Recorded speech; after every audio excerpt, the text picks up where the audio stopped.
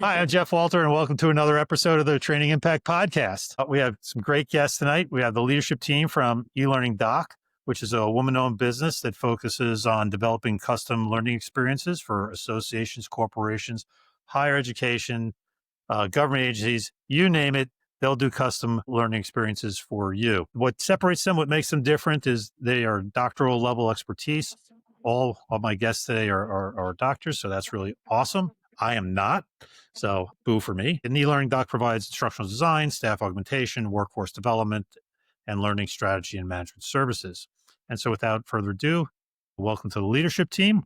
We'll start with Dr. Angela Robbins. She is the founder and CEO. She provides strategic partnering and partnership development and account management.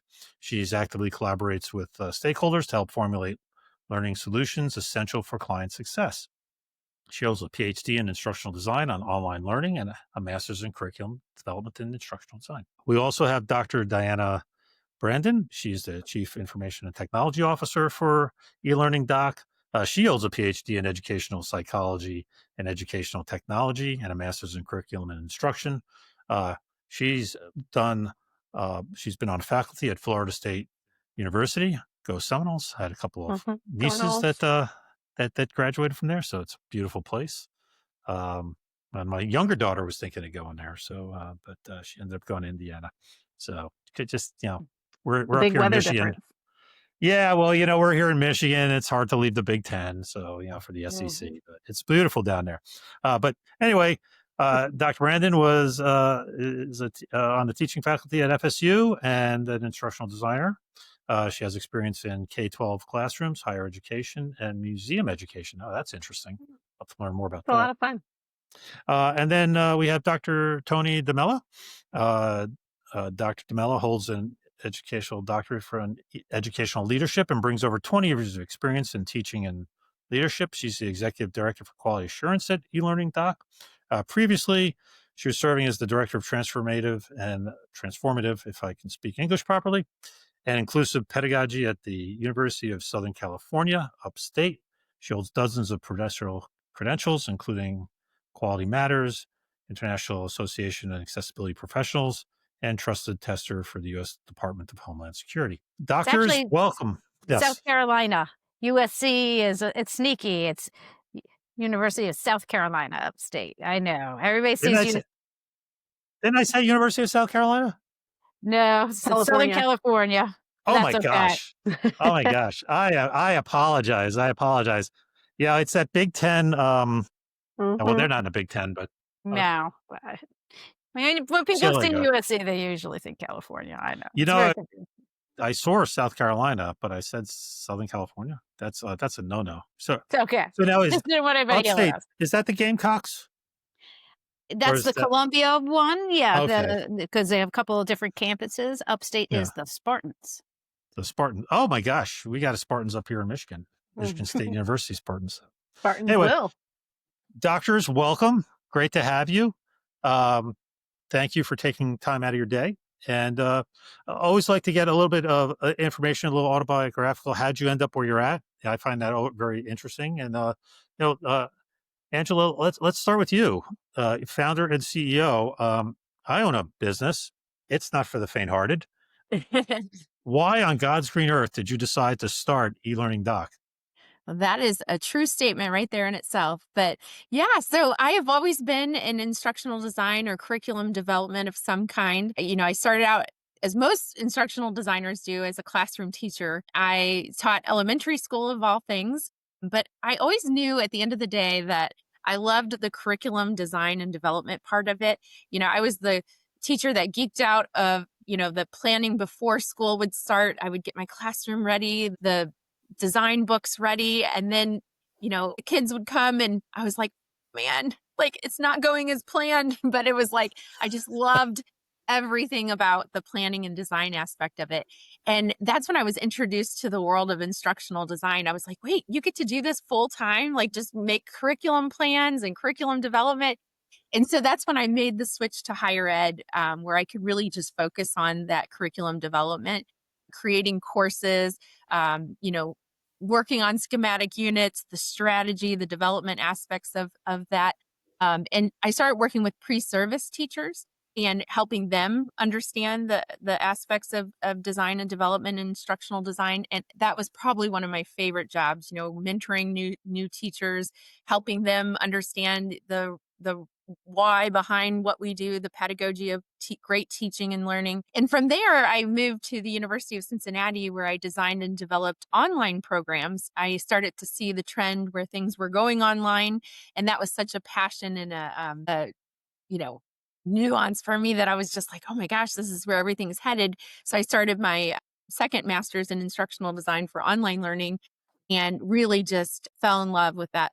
And then I started my PhD in that area. And then I had a little midlife crisis and decided, I want to see what this corporate education is all about. And that's where, the gamification of learning really came alive. In higher ed, you don't see a lot of gamification Right. because it's very hard to maintain. There's a lot that changes and there's a lot of new curriculum that you're always adding to the curriculum and that sort of thing. So it's really hard to do a lot of gamification. But in corporate education, you can do a lot of those things. And so I got to see that aspect of it. And I worked for other organizations and, I just really wanted to do things my way in a sense. I really wanted to embed the principles of adult learning and best practices. And sometimes in corporate education, you skip through a lot of things because you're trying to do it faster or cheaper or, on a dime. And it would sadden me because I was like, we're missing why we do things the way that we do them for the learner, because that's just the way it should be done according to, best practices and the theory behind teaching and learning. And I Mhm. was like, we're never going to do it right unless, we have a place that really believes in that and, dedicates the best practices. And so I thought, you know what? I'm just going to create a company that does that right from the start. And so I started eLearningDOC because I really believe in instructional design and I love the creativity and the strategy and the impact it makes, really on each person that we serve through our designs. And I also wanted to create a place where others who were passionate about that could also thrive and feel supported and generally, just do what they love and do it together. And so what's really great about eLearningDOC is it's a collection of, they say don't work with your friends, but I get to work with my best friends. They're people I've gone to school with through, my instructional design courses or colleagues that I've worked with over the years or clients, former clients of mine that were amazing at instructional design. So not only are we woman owned, woman led, but I have collected the very best over the years of colleagues, friends, designers in the field that work for us, and they are phenomenal at what they do. Thank you. And so, Diana, so when did you join eLearningDOC and why did you come over? How'd you end up over there? Or were you one of So those colleagues and friends? I am. So I actually reached out to Angie while I was a professor at Florida State and said, "Hey, we have instructional design students who really want to do internships. Do you have space to take on interns?" And she said, "Yeah, that's great." And then I started talking to her about kind of transitioning out of higher ed. And she offered me a position here. That was right about the time that the company was acquired. And so I came in right with that transition and have absolutely loved it. Absolutely loved it. But I met Angie originally because I was one of her former clients. So I knew that she was. I didn't know that she was doing her own thing until I called her about internships, and I was calling to see if Blackboard wanted interns. And she was like, "No, but I do, and I have my own company now." So Yeah. it worked out fabulously for everybody involved. Yeah. So just for the record, I didn't poach anyone, but I was not about to turn away anyone. It's all about whether you're going out or whether they're coming to you, right? and and Tony, a little bit about yourself and how did you end up at eLearningDOC? And are you one of those friends and colleagues? I'm a colleague of a colleague. I like to think that I'm now accepted into the friend group.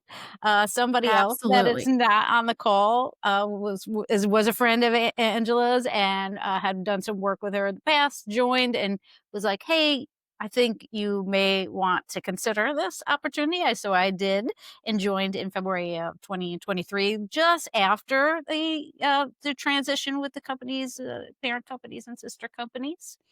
And before that, I was at University of South Carolina upstate, and I was doing faculty development. And in that, even that position, I think my whole professional career, even a little bit beforehand, was always about new and innovative things. I was always the pilot person. Tony, we got to try this. Right. Tony, we got to try that. You roll this out. Let's see what happens. Because I was always looking for something that would improve what we're already doing. I actually have a quote hiding over there that says, in a frame, the optimist believes we live in the best of all possible worlds, and the pessimist fears this is true.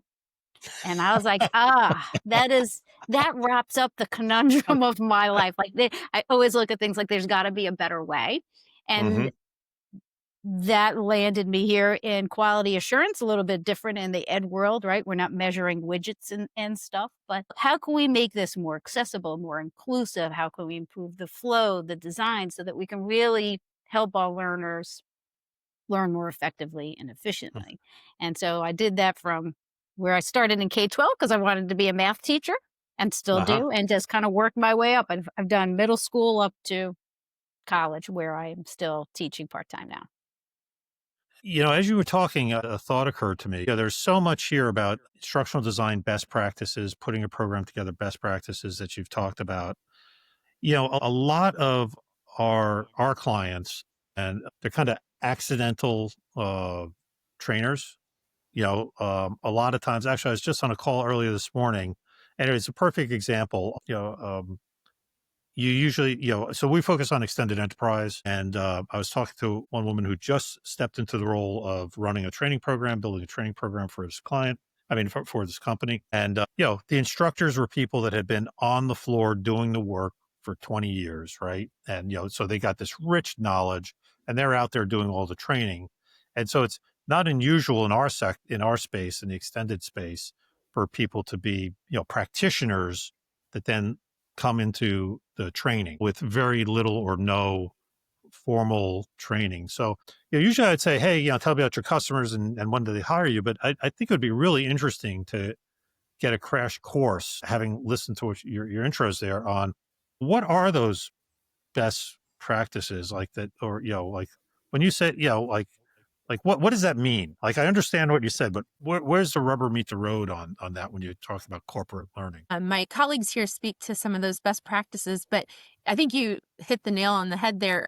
Most of our clients are subject matter experts that come to us, and they're really looking for that strategy and those best practices to help create quality programs. Even when we were in higher education, people are assigned a classroom for the first time sometimes. And that's what they are. They're subject matter experts. They've never been trained or formally taught how to teach. But then all of a sudden they're presented with this conundrum to go walk into a classroom for the first time and create a syllabus, map out their curriculum, put it into play, and make miracles happen, right? And then in some cases, put that into an online LMS system that they've probably never been trained in. And that's very overwhelming and scary.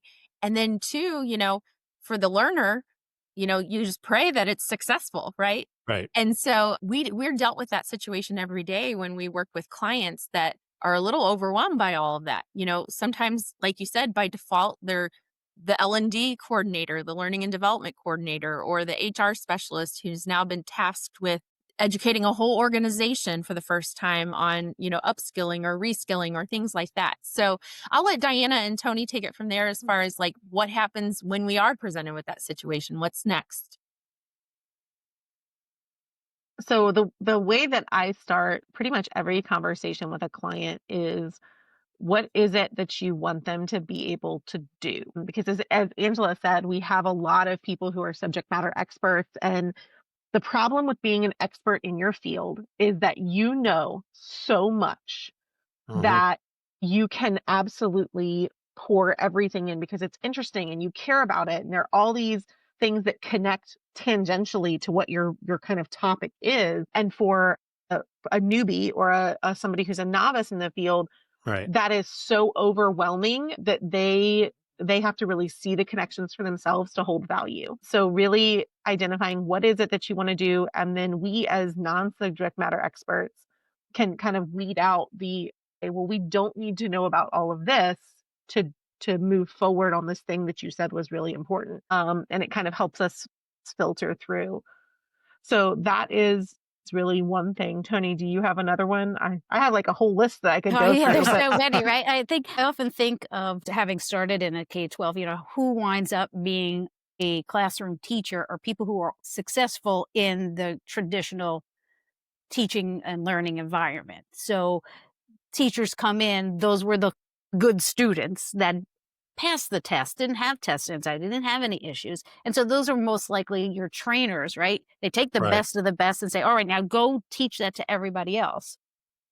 So you, on one hand, run the risk of somebody who wants to bury you in theory, like the math teacher that does like the proofs on the board to their middle school students and they don't care Right. and don't need to know. But there's also the other side of so much of it, you're going to skip over potentially very key elements that will improve the fluency of how they operate. So knowing where you want to end, what you want them to do is paramount. And it sounds very simple, but people don't always think about like, what is it that I want them to do? Then you need to Right. think about what do they need to know in order to do that? Not just that one set of skills, but conceptually, are there going to be things that if they don't know this thing that's not in the course, that's not in this training catalog, that they can't then apply that other skill, like those prerequisite, co-requisite skills. And those get missed in the learning development. And so people kind of know what they're doing and essentially like freeze on the test, or when they get out onto the floor and they're trying to do whatever it is you asked them to do, they were able to pass the test, but they're not able to actually complete that event real world. Well, and you So bring up another good point. You're bringing the very best of the best in to teach that maybe have never struggled a day in their life, or Right. Yeah. never had a learning disability or a memory issue or things like that. So, the way that they teach is probably the way that they learned it, right? And the way they learn may not be any way or form the way somebody else learns. And so as an instructional designer, that's where we come in and we work with those individuals to say, you really need to take into consideration everybody in that audience, right? It's not a one size fits all approach. And you really have to take into consideration your audience, their types of learning styles, their, differentiate your instruction to make sure that there's something for everybody. What you're going to do if they don't get something, how are you going to reinforce the learning? How are you going to remediate? How are you going to upskill for those people that, are more accelerated? There's all types of things that need to be taken into consideration rather than just standing up there and being that talking head, because that doesn't work for everybody. And so those are the types of things that we as instructional designers think about. Not even, we could go into all day long about the accessibility factors too. There's color blindness, there's, auditory learners, there's visual issues, like there's all kinds of things that we also have to take into consideration. So there's a lot to be discussed before just walking into a classroom and teaching for the first time. And then when you translate that to an online environment, it gets even more difficult. Yeah. Well, I really like, Diana, what you said about starting with what you want. It's like starting with what you want them to do and then working your way backwards. I think often people start with what I want them to know, assuming that they'll then be able to do something, right? right. And That is so common. I know when Toni was talking about prerequisite skills, the way that I used to explain this to my students was, if you're trying to teach long division, you can have the best long division lesson ever. It can talk about, how division is breaking things into equal groups. It can have visuals. It can have this great audio track. Like, it can be fabulous. If you have a student who can't subtract, they can't do long division. right. So in order to be successful, it doesn't matter how amazing your long division lesson is. If they don't have that prerequisite skill of being able to subtract, they're never going to be successful. So you've really got to think about what is that What do they need to be able to do this? Because you don't ever want to set someone up for failure. If you can identify before they start, well, hey, they can't subtract. There's no way they can do long division. Figure that out now before you spend the hours and the resources and the money trying to train them on something they inherently are not able to do yet. Go back, reskill in subtraction, then come up and do long division. And then your really great, awesome long division lesson is fabulous. And it can really get to what you want. And you also have those skills too. So I teach primarily statistics. I have them use Excel a lot. They are kids. They have never used Excel for anything. And Right. so if I want them to apply the topic, the goal of learning the stats, but I'm doing that using Excel, I have to explain this is a cell, this is a function, this is what this means in that. So because you also need that tool to apply that learning, and the tool is often equally as important as what it is, that skill that you're trying to build. Yeah. When you earlier, Tony, when you were talking, it reminded me of the zone of proximal development. Mhm. And I think especially when subject matter experts get up there to train anybody on anything or teach anybody anything, I think a lot of times you can have that huge gap and they're so far outside the zone of proximal development that they forget what that next step is for that person, right? Oh, yes. I experienced that when I was first started teaching. Not only do you know it, but this is your world. You love this stuff. Right. So it just is embedded in you. And same with the prerequisite skills, like using the subtraction. It's like, well, you're way outside the zone of proximal development if they don't even know how to subtract, right? And as an example, and it's shifting over to the corporate world. Um, it's interesting because I never thought about it from that perspective. Like I said earlier, like a lot of times you'll have these instructors, they're folks that have, they're the best of the best. They're the best technician, the best salesperson, the best, people that really understand this. And now you're trying to teach other folks that are just coming in or new partners. And, you know, they, they're so far beyond that they forget what that next step is. And that, which, if I can, I'm sorry, just kind of doing this, but Go for it. Go for it. when you're looking at like large populations and you have all this, different thing, one of the things I've started noticing is folks are, emerging on the corporate side is doing, pre-assessments, kind of trying to get an understanding of, I'm trying to train a bunch of dealer technicians on how to service something. You got the kid right out of high school and you got 55-year-old that's been doing this for 30 years, right? And is that if we look at what you've been talking about, would you recommend that as a good technique to do like kind of like a bunch of micro assessments to kind of get that, where are you at? Where's that individual student at on that spectrum? Are you that, hey, I don't know how to subtract, so forget about teaching them long division. We got to get down to this because that's where they are on a developmental scale, or kind of applying it to more of the corporate or the extended enterprise. What are your thoughts on that? I'm just curious. I never My thought about answer it like that. answer for that would be a lot of it depends. And so at that point, you're really talking about more of a strategy than a specific skill set. Uh-huh. The broader your audience, the harder it is to build learning because Right. Tony said when you have this audience and you have lots of people and they have different interests and different abilities and different skill sets, you want whatever you're building for your learning to be accessible and to be interesting to all of them. So the more that you say, oh, well, lots of people could do this, you're making it harder and harder to build. So the real thing is looking at strategy and figuring out where is it that you want them to go, because you absolutely, in an ideal world, could build out personal micro learning journeys. So mine is different than Angie's, is different than Tony's, is different than yours. And we're all going to get additional training where we need it. We might get some remediation. Like, Right.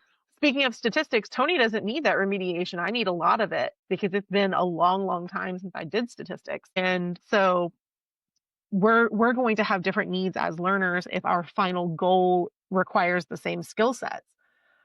What we find a lot too is that soft skills are Uh-huh. hugely lacking in a lot of areas, and they contribute to a lot in the corporate world. I laugh because I sometimes tease Anja a little bit because she can talk to anyone. She is the one of the best conversationalists I've ever seen, and I am not. It is a much more challenging thing for me to walk up to a stranger and have a conversation at the airport. I'm the person reading the book. Angie is the person who's talking to everyone she meets. And I admire that skill set so much in her because I don't have it at all. Reaching those different audiences and building in those soft skills that are so important in corporate sales or customer service or management is another really challenging aspect where you're leaning into skills that subject matter experts who are great at sales, or they might be great at building this particular product, or they might be great at quality checking this product. And then they're put into positions where they need to train people and they don't have that soft skill set because they're really good at what they do technically. Mhm. And now they're pushed into this promotion for leading a group of these people, but that soft skill gap is absent. I would also wonder when you talk about the different programs, like why is somebody that has 20 years on the job in the same training course or program as the person who just got hired on, the 18-year-old kid coming in? They Right. probably don't need the same amount of skilling or reskilling or particular types of training. So you might want to talk about more micro lessons. So you could Yeah. do a pre-assessment and be like, here's the things that we think that you need to work on. If you want to blend them together, it may have to be a kind of a wide berth of different types of areas that they can explore, because maybe your person who's been on the job, their like procedural fluency is perfect, but they have Right. no idea why. So they may need more of that conceptual side of things, like this is why we do it. Where with your new hire, they're not ready for the why. Let's just focus on the how. Yeah. Well, and the reason I bring that up and just use the conversation I had earlier this morning, it's like, okay, this company has 500 distributors, couple of thousand people that they're trying to train on how to sell and service their equipment. And you don't know who those people are, Mhm. right? But you want to make sure that each one of your distributors has a certain level of skill within them to be able to do that. And so you don't know if it's the kid right out of high school or if it's the, 30-year-old Sure. veteran, right?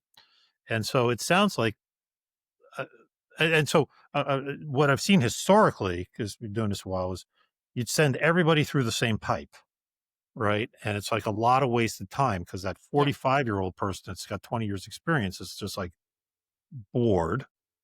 You know, you're not their employer. So their Yeah. employer is paying them to learn nothing. Yeah. And it creates a lot of, so it's been seeing this shift towards more like you said, the micro learning, but you do the micro assessments so I can kind of gauge where you are.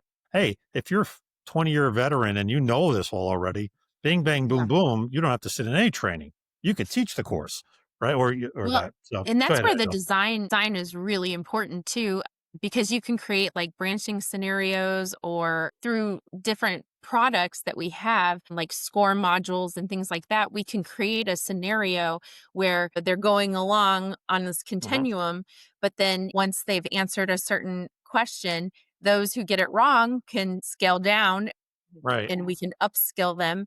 But those who, get it right can move on and start to upskill. So it's really great to work with an instructional designer who has the skills to create these modules where people aren't wasting their time and we are getting to the root of the problem where we need to add some additional skills to help, get people to that continuum where everybody's on the same page, but also challenge those who need a little bit more, right?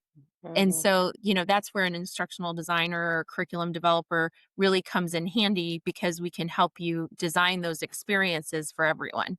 And not So just in a like a single branching scenario where somebody who is more well informed will move more quickly. If you kind of stack those micro learning and experiences, there's a couple different ways you can do it. You can go with the kind of the old school idea of the competency based, mastery based. It's like you already done the pre-assessment. Here's the weak skills. Those are going to open up, and I need you to go through these little sections, and the other ones you don't have to. Right. There's a couple different ways that could be formed. Very cool. So shifting back to what we were originally going to talk about, it's like, so a typical client when they engage you guys, what are they usually looking to accomplish? Diana, you said, like, what do they want to do? Like, Mhm. what are they trying to accomplish? In very broad terms, there's no such thing as a typical client with what we do. They don't exist.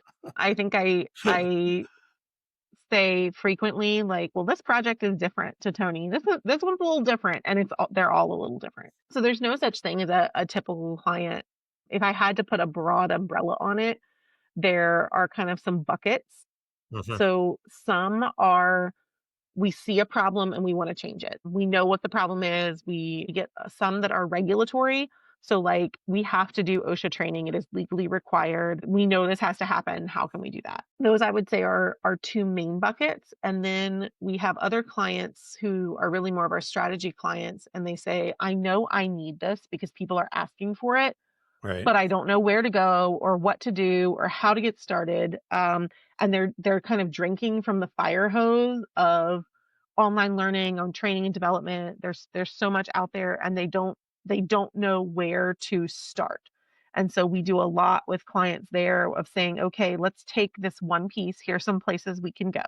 We can go to this particular continuing ed. We can go to this certification. We can go to this value add for your members.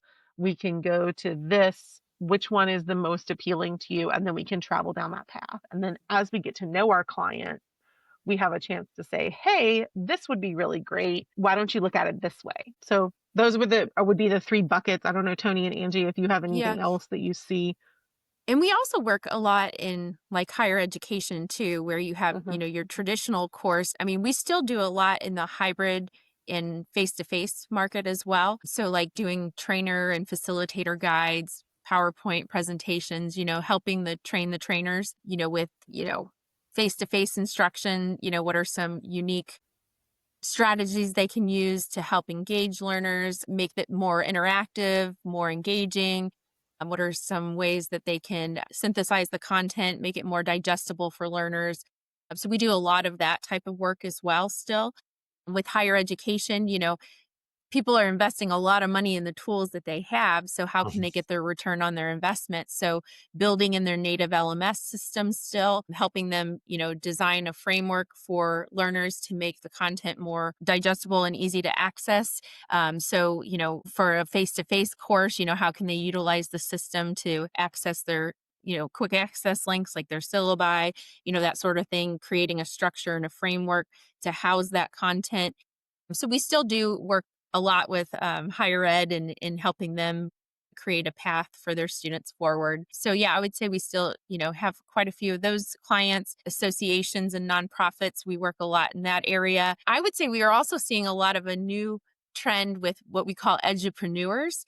Mhm. Those would be subject matter experts in a certain field that are, specialties, like let's say maybe a doctor or a therapist that has a technique or something out on the market that they want to educate or certify people in a certain area.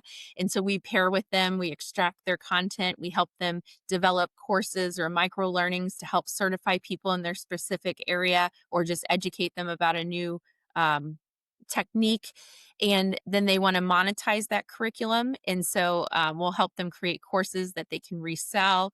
And we'll help them put them in learning management systems and things like that as well. It's really, I would say, if there is one thing that all of the clients have, it's always about like, I need this particular group to know something, do something, apply something. Regardless of the level or where that is going to be delivered, those people are kind of new novices, right? Mhm. Like, Mhm. so whether it is you're training brand new people how to fix an HVAC system, or now you have people out that are working on highly sophisticated like water treatment plants, dams, stuff like that, and they need to know about more new advanced techniques. Or we've had folks like training new board of directors, highly accomplished people, but never been on a board before. So now this is a new experience and they're a new novice.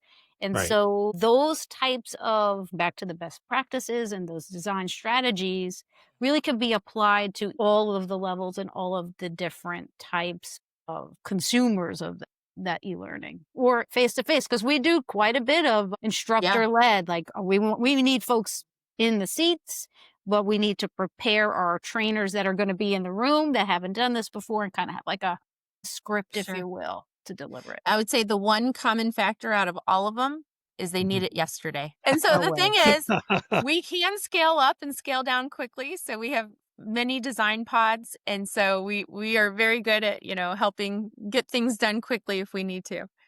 Well, other than I need it done yesterday, what are some of the biggest challenges you usually face or your clients face in trying to achieve what they're trying to achieve with the training? I think that I don't know if it's that's a hard question. I see a lot of people who don't necessarily understand the back end of what goes into really good learning. And there's a lot of stuff that's really flashy. VR and AR are two areas where we see a lot of interest until people really understand what goes into building some of that. A lot. And then they realize like, okay, that's way more of an investment than we're really looking for. Yes. It is super cool, and there's so much that you can do, and there are lots It's of hard times to where manage too. Yeah. there's lots of Yeah. times where it makes like so much sense. Mhm. There's an organization that actually trains with cataract surgeons with VR simulators. Well, I understand why they're doing that because that's not someone's eyeball. I don't want them learning on someone's eyeball. I want them learning. And it absolutely Yes. makes sense there because it is very targeted. It is this Yep. particular instance. It fits really well with what you do in the real world where you're doing robotic operations on things like that. So that makes so much sense. But for other things, there's a lot of flash around VR, AR, and that's not necessarily something that people actually want when they start digging into what do we need to make this successful. We do a lot of client education on this is what it means to have content for learning. So just because you have a manual doesn't mean that you have content that learners are ready to consume.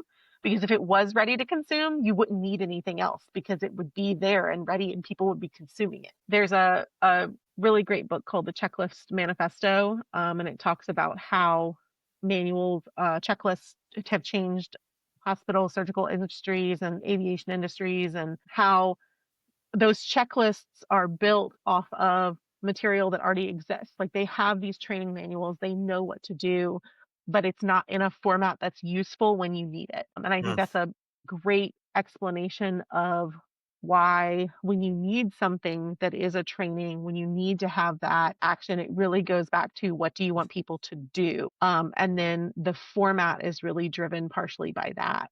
I also think that we do a lot of teaching people how to be better instructors in the face-to-face environment. I think that's something, especially at eLearningDOC, that we all take for granted that not everybody can do. Speaking of experts who tend to forget about what it is that novices don't necessarily have in their back pocket. Yeah. I was just with a client this week and we were talking about training individuals who have not worked in the construction or the flood mitigation industry previously and how to teach them what different things are, different tools are, Uh-huh. and steps in the process. And I said, well, just give everybody a card and have them line up at the front of the room and put themselves into the correct order. And that was something that I like, obviously you would do it this way. And it was not obvious. Typically, if you say the word obvious, it's not. Not. That's kind of a red flag that nope, you're stepping into that expert field where you're seeing things in a very different lens than other people. So that's kind of a red flag. If you say obviously, it's not obvious and you need to step back. But I think that is something that we do a lot of. And just what's possible, right? Like Mhm. they don't always know the content that's needed to support that learning, but then sometimes others are like, we want to do this, and then we want to take this, and I'm like, that sounds super cool, but that does not exist.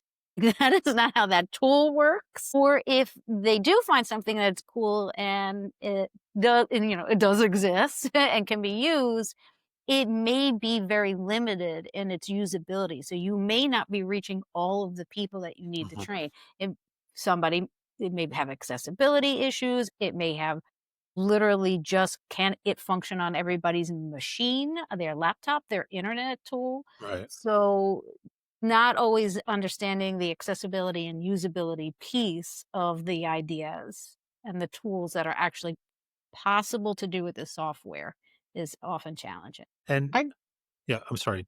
Oh, I was going to say, I think that's something that people overlook a lot, especially in more hands-on industries. I remember working with a group from law enforcement and was talking about accessibility and screen readers. And they said, you cannot be a law enforcement officer if you don't pass the vision test. Like this, we don't have to worry about that. And I said, guys, do any of you wear glasses? Any of you get tired of looking at a screen? Did you know that your screen can read it to you? So if you're like working out on the treadmill, you can listen to this if it's screen reader compatible. And it like blew everyone's mind because there's a complete lack of understanding and things are very focused. And they're Mhm. absolutely right. There are vision requirements for those fields, but how Huh. things that are designed for accessibility and for specific population can be used by everyone. There's a great metaphor for universal design that talks about an elevator, stairs, and escalator. And you have probably used all three of those things. Mhm. If we had any one of them, we would exclude parts of the population. But even though you, as someone who may be able to use stairs or who may be able to use an elevator, may be able to use an escalator, you've still used all three. So it's about the context and the choice and the ability to get to what you need when you need it. And so as designers, we build for that broad population so that no matter who you are, whether you are looking for that set of stairs or that elevator or that escalator in your course, you can get wherever you need to go. That's really interesting. Because I never thought about it from that perspective, right? Because when you gave that example, it was like, well, yes, we can all read and we have vision, we get tested, but it's like, yes, well, that's a way of doing it, but is it the best way of doing it for you at that moment in time, even if you're capable of doing it that way? And I've never thought about the accessibility things from that perspective. Like And you, that what you sort changes over time, right? Boomers are right. still largely in the workforce. X's are getting up there. Millennials are also now Yeah. are in the like middle management, and what your needs are at any given point changes over time. And there are fields where it's like, listen, it's going to be challenging to be a heart surgeon if you can't see. Most fields are not like that. Yeah. So you just need to make sure that at all points, everybody who can do the job has the tools to grow their skill set at that job. Yeah. Well, I've always understood the accessibility, but I've never thought about the options the accessibility gives you as something that an individual who does not need the accessibility can leverage in a situational thing, like Diana was talking about on the screen readers. Mhm. And when you mentioned that, I was like, oh, I've been reading the Wall Street Journal for like way too many years, and and now I read it off my phone, right? But they started putting a reader, Mhm. and I can read the article. It's fine. I've been doing this for Mhm. decades, right? But then all of a sudden I was like, oh, I'm in my car. Let me listen. Let me listen to that article. Let me listen. Like, so there's something that would be for the accessible, right? Mhm.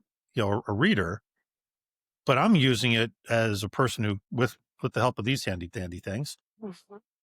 can read, but now I'm able to consume that information in a different thing. And the other thing, I love your example of the stairs, the escalator, and the elevator. Where my brain went to is all the sidewalk ramps, Mhm. right? It's like, It's so they're they're there powerful, so yeah. people in wheelchairs can, cross the street. Well, I'm a cyclist. I use them for that. Parents with small children and strollers use them. Like there's all these, now, do Big I heavy have, loads, dollies, delivery trucks. yeah, exactly. Baby It's, I carriages. have to say that the metaphor is not mine. I cannot remember where I heard it. And I would love to give credit to the person who originally said it, but I cannot for the life of me remember who it was, but it was not my metaphor. yeah. But yeah, But I love this idea of it's a different way of thinking of accessibility because we usually think of it as, well, there's this population that can't access this unless you have this other mechanism, right? Which is true. And that's the underlying root cause. But I've never thought about it, nor have I ever heard anybody talk about it from the perspective of, well, the person that doesn't need that, it gives them another venue, another tool Mhm. to consume that learning. And I think that's really, because there's another client we're Yeah. talking to right now I mean, about being 508 compliant. I've even found Mhm. myself using like the alt tags on pictures. Like I couldn't see a picture one time and like, oh, it's like, oh, they have alt tags. So I was able to read it and figure it out. Like it's just an added benefit for everybody to, just have those features that can really, bring the experience to life for you. And Yeah. Well, and everybody is using captions, right? Like Mhm. every Oh, yeah. demographic of every age group uses captions. And I that's one of the things, the UDL was Universal Design for Learning really was born out of the ADA, like the curb cut effect that you described really was the pathway of how UDL became a thing. Yeah. The captions is another perfect example, right? Like my hearing's fine and I can listen to this, but yet I find myself same thing, I'll keep it silent and I'll just read the captions, Mhm. you know? Our So it's CRO fast. does that all the time, and I think that plays a lot into preference, Mhm. and we know that when learners are able to choose their anything, whether they choose their topic, whether they choose how they consume, they're more engaged, they're more willing to participate. When you're more engaged and willing to participate, you get more out of it. So that like that's all wrapped up in kind of the learning sciences. But I always find it amusing because That's our CRO talks about turning the sound off immediately on any video she has to watch. Sound off, captions on. And I am the exact opposite. I turn the sound on and will turn the video off, and then I go walk yeah. and I'll listen to it while I'm walking, and that just happens to be a personal preference. It's not a capability. It's entirely personal preference, but I'm more engaged when I'm listening and I'm out walking and moving. I really wish that my like college biology textbook had been in audio format because that would have changed how I read and it would have saved me a lot of time. And I probably would not have fallen asleep reading the textbook as much as I did. But See, and I'm I mean, we, completely opposite. I'm more of a visual learner. Like I have to read it. I have to highlight the notes. Like I would have loved like text versions for all my lectures. I wish closed captioning and stuff had been around Yeah. and transcription when I went through college. I would have excelled much more than Yeah. I did. Yeah. Again, it's just, I've never thought about the accessibility from creating options for the folks that don't need accessibility and therefore easing the on ramp to consuming the content of the Mhm. training. And I thought that's really interesting.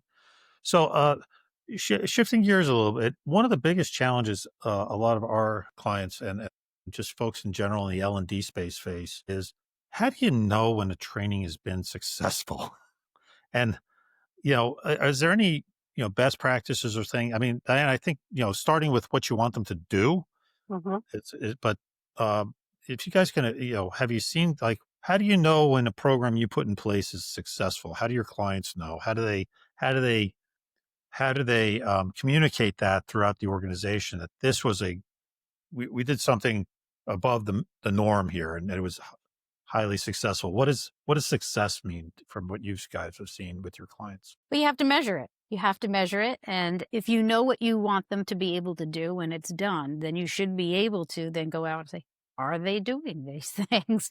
Can we actually look at it? And you be able to, whether it's like an efficiency or a completion or success rate in different environments, it starts with the very next step of backwards design. But, after what you want them to do is how are you going to assess that that they did it? And what that assessment piece looks like varies. If you're in a classroom, of course, you give them a test, a project, or something like that. But being like, now that these people are out on the field, how many things are they breaking? How many things are not working? You have to then collect that data to make sure from before and after that it Yeah, was effective. that's what I was gonna say. The data has to speak for itself. And I think Tony's right in that backward design process. That's the second thing we do after the objectives. How are you going to measure it? And I think it's got to go beyond that course. What are those measurements that you set up within the practice? If it's a sales enablement training, are you going to look at your sales figures? Is it, how many appointments they're going to be setting? Is it, what are those triggers that you're going to be looking for post training to Mhm. see, is this making a direct impact on my business? And so it's got to be beyond that course as well, because you're obviously trying to change a behavior or something within, your practice. So you have to, align it to what you're doing on an everyday basis. I echoing more. I think this is where we get into some of that strategy conversation. A Mhm. lot of what I see from clients is kind of a mismatch in what it is that they want versus what it is that they're training on. So there was a school system, and again, this is not my example. This is not a client. This is another example that I've seen in the past, but the student math scores were not where they needed to be, and they said, okay, well, our teachers need better instruction. Their teachers need more support and more professional development. We're going to push all of these resources to teacher professional development, and they put all of this money into it, and the scores did not change. And they went back and said, okay, well, why did, like, we're making better teachers, we're giving them support for professional development, why isn't this changing? And then they started looking at the bigger picture. All right, well, what's causing the student math scores? Is it that they don't have the skills? Well, as it turns out, the math curriculum time was shortened because of I don't remember if it was like a dismissal change or a lunch change or something, but they pushed something and gave 15 more minutes of math, so the teachers actually had time to teach the math and then let the students practice. Mhm. And that change implemented the math scores. It wasn't the teacher professional development. It wasn't any of that. So there was a seeking training where it didn't really need to be training. It needed to be a time management issue. And I think that a lot of times we have organizations who say, I want to make more money, or I want people to sell more, or I want people to do their job better. Well, what does that mean? Does it mean fewer safety incidents? One of the things that we preach is that understanding is not measurable, because it doesn't, like, what does it mean to understand something? Does that mean you can explain it? Does it mean that you can identify it? Does it mean that you Mhm. can analyze it? Does it mean you can select the right answer on a multiple choice test? That's not what we're really looking for. We're looking for, can you engage with the content in this meaningful, measurable, objective way? And so really identifying what it is that you want them to do, and then tracking that whole process back to, how do you know that they can do it, or how do you know that they are doing it? And then going back into, all right, well, why is it not happening now? If you want better sales, is it because they don't have sales training? Is it because the software is not efficient? Is it because, there's this endless litany of things, and Mhm. digging into that is really where we do a lot as well. Uh, that kind of wraps up where my thoughts were. Just, how do we get there? Is there anything else about eLearning Doc or your clients that you want to share with everybody in the audience at this point? Like, through this conversation, I think it's pretty evidently clear that, we're more than just instructional designers and curriculum specialists. We're absolutely strategists. When we work with a client, we engage with them. We really want to help you solve for your training and development needs. We work one-on-one with the clients. We become an extension of their team and partners in this journey with them.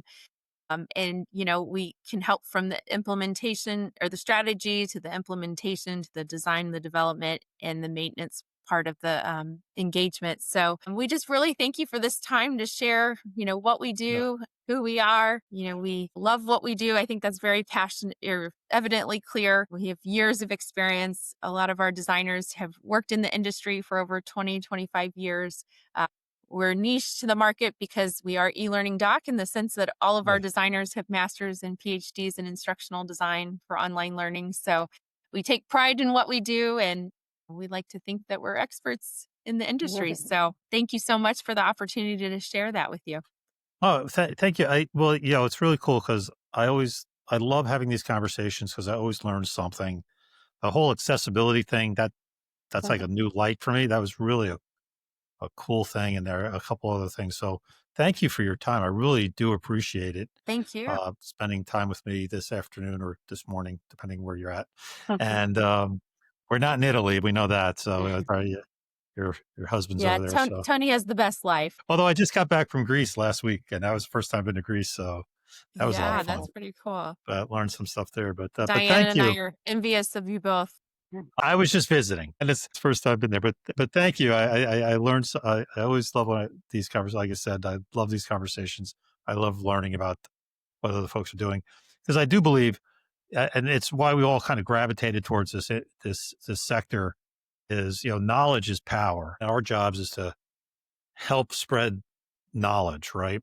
And skills. And that makes all the difference. It's life changing. And so, thank you again for sharing everything. I appreciate it. Thank you. Thank you, Jeff. Thank We you. appreciate you. All right. And to everybody out there listening, I appreciate your time and attention. And until next time, have a great day.